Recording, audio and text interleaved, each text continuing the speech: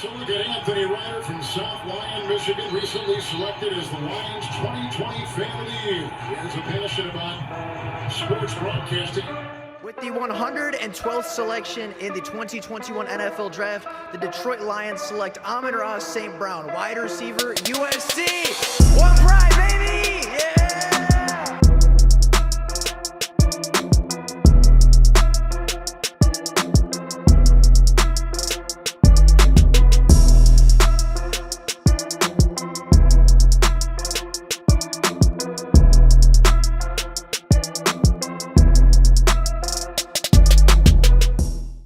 What is going on, everybody? Welcome back to another Detroit Lions video. Now, free agency for the Detroit Lions and most of the NFL is pretty much over at this point. A lot of teams have filled the holes that they set out to fill and really don't have a whole lot of needs going into the NFL draft, and we likely won't see too many more massive moves until April 27th. And today I wanted to do a post-free agency mock draft surrounding the Detroit Lions. Now, before we go into it, first off, I did want to mention that we're going to do this more of a live stream type of video, just so everybody can see the options that were available for trade, the players that were available at the time, etc., just for a little bit more context in each given situation. And then before, of course, we get into the mock draft, I do want to talk about the needs. Now, going into this draft, I think that defense should still be a real big focus in this draft. I think that defensive line could use some work. I think the linebacking core could use some work. And I think that cornerbacks and safeties could use future proofing, as well as Emmanuel Mosley, Jeff Okudah, and a lot of our secondary members are not under contract next season. So with that being said, before we get into the mock draft, if you are enjoying the Detroit Lions video, and if you are enjoying this video, please go down below and like the video and subscribe to the channel. It helps the channel out, and you are going to get more Detroit Lions content out of it. So with all that being said, without any further ado, let's get into the 2023 Detroit Lions post-free agency mock draft. Now, starting off, we are going to go number 1, Bryce Young goes first as a pair of quarterbacks go early. Will Levis actually goes with the 4th pick over Anthony Richardson, and we have a couple of trade offers. The top 5 go Bryce Young, CJ Stroud, Will Anderson, Will Levis, and Paris Johnson, and we do have a couple of trades. We could trade down to number 10 and pick up 62 in the process. The Texans are offering 12 and 33 for pick number 12, as well as the Saints offering 29, 40, 71, and a 2024 second. Now, before we do get into it, of course, Jalen Carter is on the board, and Jalen Carter is my number 1 prospect on the board. And dropping down to Philadelphia would obviously be giving up about 4 extra picks, and dropping down to Houston would be giving up about 6 of those picks. So my original thought is to draft Jalen Carter, but if we're moving down 4, we can either get Jalen Carter, Tyree Wilson, Anthony Richardson, or Christian Gonzalez with the Philadelphia Eagles pick. And if we trade down to the Houston Texans, we're guaranteed one of those 4, or Devon Witherspoon / maybe somebody else. So there are 6 prospects on the board I still feel incredibly comfortable taking. So with that being said, I think the Philadelphia Eagles one is tempting, but to trade down just 2 more spots to get a 33rd overall pick, I think makes a lot of sense for the Detroit Lions, and that's what we're going to do. We're going to accept this trade, trading out to the 12th overall pick, as it looks like Jalen Carter is going to go off the board. Tyree Wilson will be gone as well, and we're down at number 12. And there's some more trade options. You, of course, have the Giants, the Ravens, and the Bills, but I'm not going to look a gift horse in the mouth here.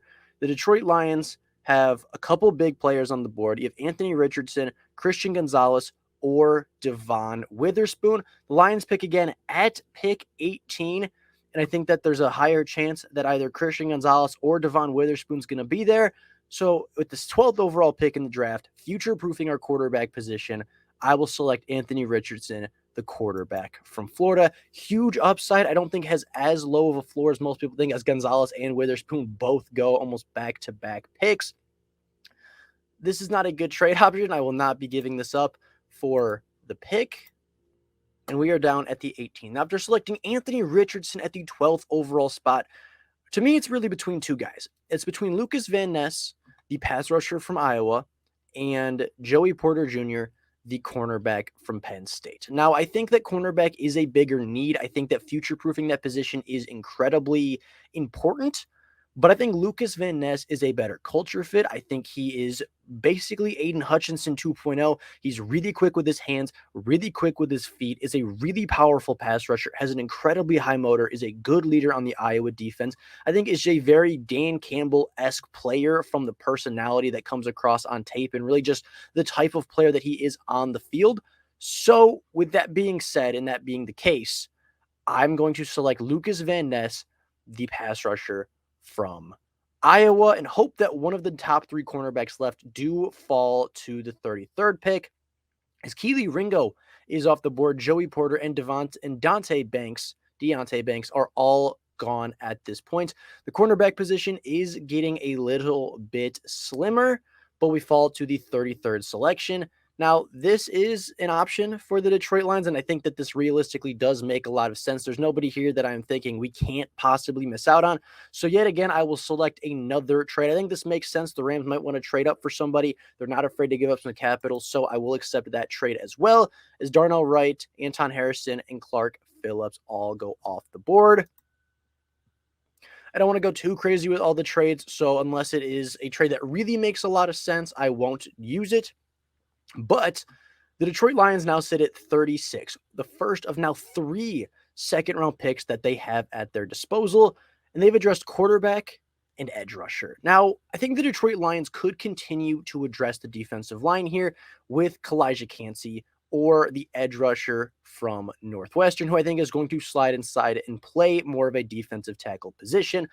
Those are the 2 players that stand out to me immediately. Mozzie Smith is up there as well. But I think if you're in the second round, you didn't get Jalen Carter. Your run defense was pretty good at the end of last season. Wasn't a whole lot of holes and there weren't really a whole lot of concerns outside of the Carolina game. So I'm going to go with somebody that doesn't really affect the run stopping ability, but does very much impact the pass rushing situations, is going to absolutely get you pressures on third downs and passing downs. And that guy is Kalijah Cansey. I think he is somebody that is probably more likely to fall to the second round than a lot of people are thinking at the moment. And as of right now, if he is available in the second round, I wouldn't take him in the first, but if he's there in the second round, I would 100% make that selection. Now, again, I think these are both dropping down pretty significantly, and I don't think they're the most realistic of trades. I don't think you're giving up 2 seconds for a second and a fifth. I just don't see it personally, and I want to keep it fairly realistic. So with the 48th overall selection, the Detroit Lions are back on the board. Now, Jack Campbell and Drew Sanders are 2 linebackers that are getting a lot of hype right now. I think Tui Pelotu is somebody that is getting a lot of hype. I think that JL Skinner is somebody that is a really good player. I have him very highly rated.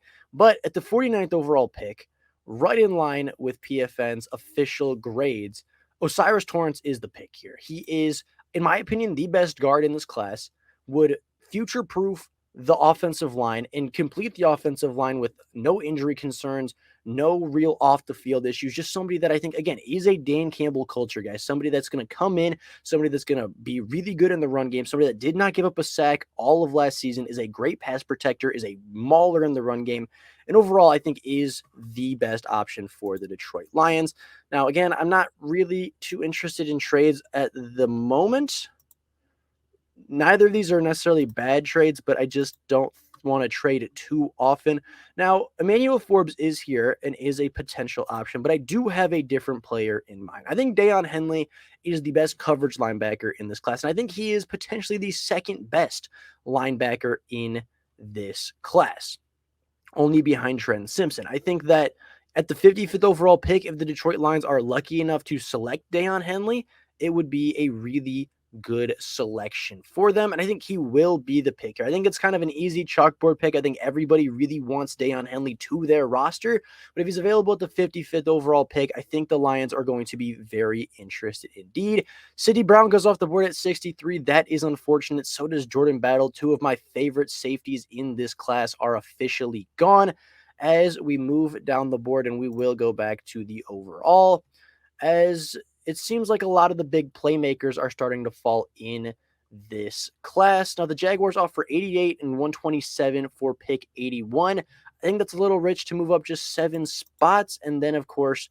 the Las Vegas Raiders are going to offer up 100 and 109. I'm not going to drop down 19 spots for that. I know that it's a big jump from 194 to 109, but I just don't want to drop down because there is a player on the board that I do really like. And I think that Eli Ricks is somebody that, yes, has struggled to stay healthy in the past, although there are a lot of good cornerbacks left, and there are a couple decent safeties left. So, you know what? I know we're going to trade down 19 spots, but I think that 109 and 100 is still going to put us in a good spot to take a cornerback and a safety. So I think realistically, I will take that trade. It might be a lot of lost value initially, but depending on how the board falls in the next 15 or so picks, I think we're going to have a good chance to get a cornerback that is decent starting quality as well as a starting quality safety versus going from 88 and dropping all the way to pick 150 or whatever the next pick is for the Detroit Lions. I know there's a significant jump because the Lions don't own a fourth round pick at this point. Now, the Lions here are at pick 100, going back to the cornerbacks. Not a whole lot left, but there is one player that really stands out, and that is Darius Rush. Kind of gets overshadowed by Cam Smith, but was really good last year for South Carolina, has really good hip fluidity, really smooth as an athlete, really good as an athlete with good ball skills. I think he could slide in and compete day one for a potential role in the defense, and especially when guys like Emmanuel Mosley and potentially Jeff Okudah leave, I think Darius Rush could turn into a really good starting cornerback in the NFL. So I have Darius Rush going at the 100th overall pick, finally addressing that cornerback position. And then the Detroit Lions should be up at pick 109, picking yet again. And I'm going to stick in the secondary. I know the Detroit Lions just went out and they got CJ Gardner Johnson, but I'm not going to bet on Gardner Johnson being here for the long term. And I think Jair Brown is a really, really good player from Penn State. Over 10 interceptions over the last 2 years, forces turnovers, is a playmaker in that secondary, was, I think, better than Jaquan Brisker was as far as being a playmaker and turning the football over at Penn State. This is one of my favorite sleeper prospects in the class. And if the Lions can get Jair Brown in the fourth round, I think it would be a really good pickup for them. So I will go Jair Brown, address the safety position as well, and continue to move down the board addressing defense. DeMarvion Overshown is a player that I really, really like as a prospect. Thought about him, but I think Deion Henley is just a better value and just overall a better player. And the Lions do not pick again until, I believe, pick 150 or somewhere in the 150s range. It's a big jump from the third to the fifth round. Of course, those fourth round picks going to the Minnesota Vikings as part of the TJ Hawkinson trade. Now, at this point, Kenny McIntosh, one of my favorite running backs, are wrong, along with Roschon Johnson, both being off the board at this point. I think running back is a really good thing to look for here. I think that it is something the Lions could look to address with guys like Tajay Spears, Eric Gray. Not a whole lot. Deuce Vaughn and Keaton Mitchell are both there as well.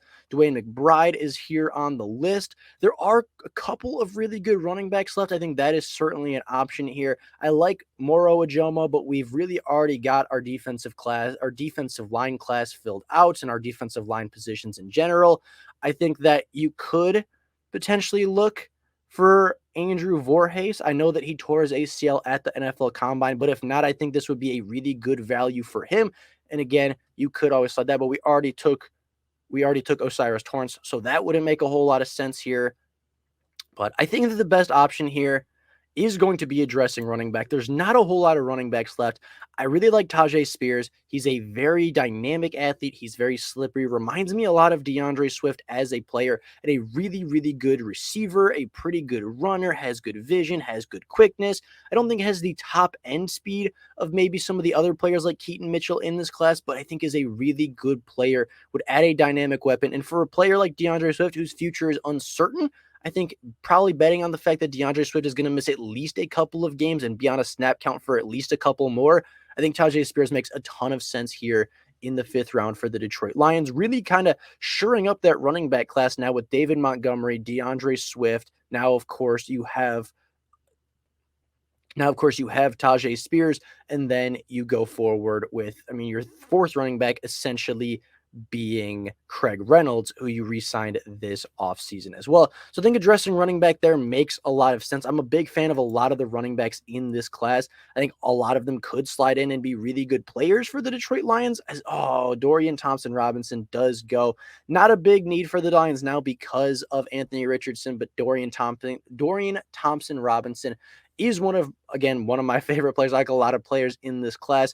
Sitting at pick 183, the Detroit Lions are taking their last pick. This is how the draft class has turned out so far. Anthony Richardson, Lucas Van Ness, Kalijah Cansey, Osiris Torrance, Deion Henley, Darius Rush, Jair Brown, Tajay Spears, and with the final pick in the 6th round of the 2023 NFL draft, I think that kicker could make a little bit of sense if you wanted to go Jake Moody.